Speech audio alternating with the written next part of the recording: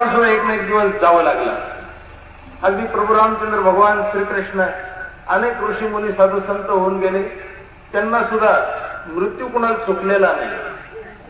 तर परंतु संभाजी महाराजांनी जे काही बलिदान पत्करलेलं आहे त्याचा संबंध या देशाच्या अस्तित्वाशी आपल्या सगळ्यांना ठाऊक आहे. आपल्याच या पुणे जिल्ह्यामध्ये ज्ञानेश्वर महाराजांची समाधी आहे, ज्यांनी संजीवन समाधी घेतली.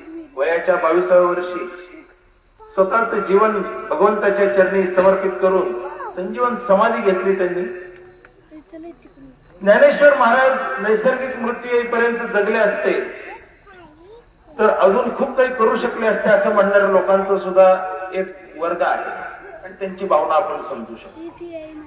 परंतु माऊलींनी बलिदान पत्करलं आणि कदाचित त्यामुळेच ज्ञानेश्वरी वाचताना प्रत्येक पानावर भक्तांच्या डोळ्यातून पाणी वाचते, त्यांच्या बलिदानामुळे, त्यांच्या समाधीमुळे.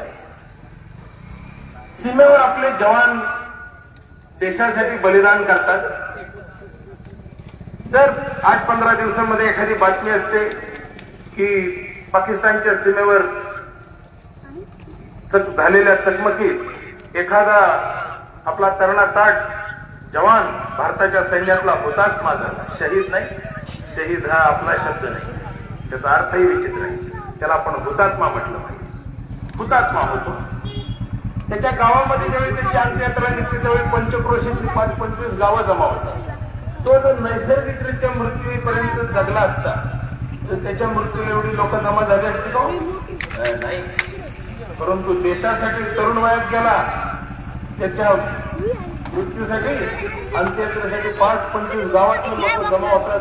मोठ्या गर्दीत आणि मोठ्या लष्करी शिस्तीमध्ये त्याला अंत्यसंस्कार शेवटचा निरोप दिला जातो. मान सन्मान आहे. संभाजी महाराजांचं बलिदान सुद्धा तसंच आहे, परंतु त्याचा संबंध मी म्हटलं तसं शिंदेवाडी संभाजी महाराजांचं बलिदान देत नव्हते आणि जिवंत राहण्यासाठीचा पर्याय म्हणजे इस्लाम धर्म स्वीकारत होते. तर हिंदुस्थानचा पाकिस्तान 300 वर्षापूर्वी झाला असता. आज पाकिस्तानात हिंदूंची अवस्था काय आहे ते आपल्याला सांगायची गरज नाही.